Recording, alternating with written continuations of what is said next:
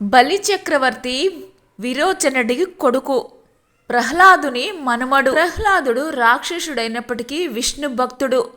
బలి చక్రవర్తి చిన్న పిల్లవాడిగా ప్రహ్లాదుడి ఒడిలో ఉండగానే విష్ణువు పైన ప్రేమను పెంచుకున్నాడు. బలి చక్రవర్తి దేవతలను ఓడించి ముల్లోకాలకు పాలకుడయ్యాడు. దేవతలను హింసించాడు.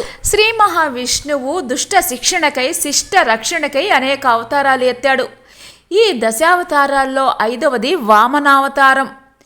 ఈ అవతారాన్ని విష్ణువు బలి చక్రవర్తిని అంతమొందించేందుకు ఎత్తాడు. దేవతల తల్లి అయిన అదితి తన భర్త అయిన కశ్యప ప్రజాపతి దగ్గరికి వెళ్ళి తన పుత్రుల దీనస్థితిని వివరించింది. బలి చక్రవర్తియే భోగ భాగ్యాలన్నీ అనుభవిస్తున్నాడని, దేవతలను హింసిస్తున్నాడని మొరపెట్టుకుంది. కశ్యపుడు నారాయణుడిని పూజించమని పయోభక్షణము అనే వ్రతాన్ని భార్యకు ఉపదేశిస్తాడు. ఆ వ్రత ఫలితంగా భాద్రపద శుద్ధ ద్వాదశి రోజు మధ్యాహ్న సమయంలో వామన రూపంలో విష్ణువు అదితి గర్భంలో జన్మించాడు. బలి చక్రవర్తి దాన గుణాన్ని తెలుసుకున్నాడు. విష్ణువు వామన రూపంలో బలి చక్రవర్తి యజ్ఞశాలకు వెళ్ళాడు. బలి చక్రవర్తి ఏమి కావాలో కోరుకోమన్నాడు.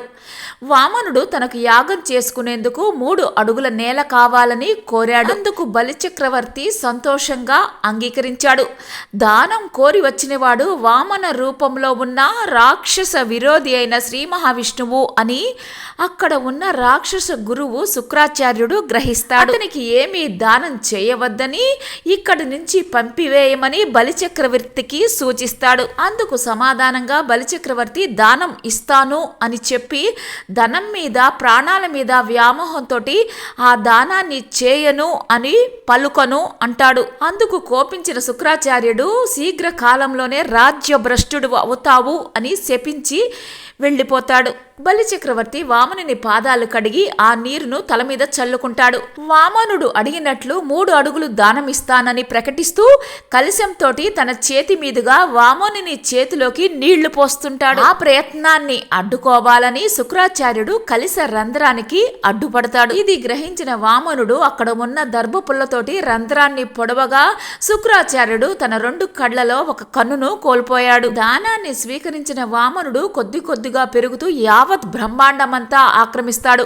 ఒక పాదాన్ని భూమి మీద ఉంచి 2వ పాదాన్ని ఆకాశం మీద వేస్తాడు.